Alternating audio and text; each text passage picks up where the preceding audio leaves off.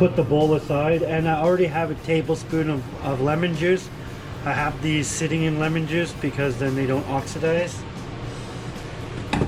And we're gonna go into this pot here with the pear, and also I have them sitting in a tablespoon of lemon juice, so I don't have to add that here.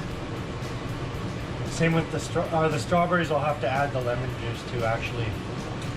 I never did to the strawberries because you don't have to worry about them oxidizing. Put the bowls aside for later. So strawberries into this pot. And here we have about roughly 4 cups of each. Maybe a little less of the strawberries here. But we're close, about 4 cups. Okay, so we're gonna start with wine. We're gonna start with the apples first, and we're gonna start with a teaspoon of cinnamon powder. You don't want to use too much cinnamon here. You can even dial it back a little bit because there is going to be cinnamon as well mixed in. And you want to spread it around. We're going to be mixing all this up really well.